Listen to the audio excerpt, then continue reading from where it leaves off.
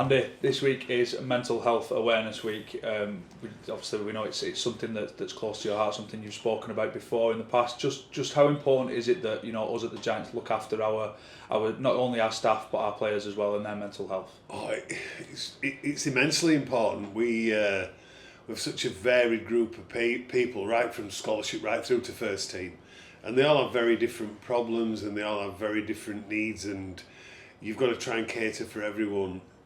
In respect of looking at a first team squad where you've got players who've never had to work, the game is their livelihood. So at the front end of the careers and at the back end of the careers and any time in between where that livelihood is precariously balanced, you have to try and ensure that to waylay any mental health issues and any worries that you're actually facilitating a parallel life almost. So trying to get the players educated, trying to get the players to understand that some things are not forever and your playing career will end at some point. There's not many 70-year-old Super League players, so it's trying to get the players to prepare for the what if. And we'll, as a matter of course, we run lots of educational programs around the various options that they have available to them, around finance, around obviously the obvious ones, drug and alcohol, and the psychology and mentality of just life in general, because you can become very cocooned and isolated by this existence itself. So we have to make sure that they know there's a world out there, and it can be quite grisly at times.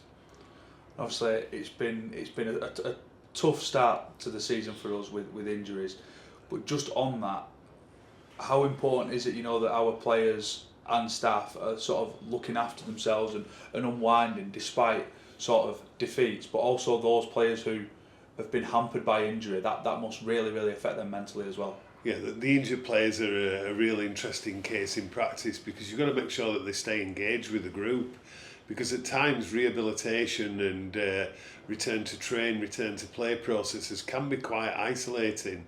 I guess they've been fortunate, as we've been unfortunate. There's been quite a good group of them this year, so they've been able to support each other as well as the club supporting them. But it is massively important that they stay engaged with the rest of the group, so we try to ensure that happens, and that the rehab at times is done alongside the players' first team training. In respect of the week to week mental health, when you lose games, then things become quite dark and moody, and it's the job of every member of staff and every member of the group to make sure that we look for the positives in what we do, and that doesn't always go down well with everybody when it's sort of put out to the general public, because you're almost repeating the same messages sometimes about the good things that you see rather than all the negative stuff, and some of the negative stuff is just really stating the obvious. So we have to keep the players' mentality optimistic, and that's a massive job when you're losing games and losing games on a frequent basis.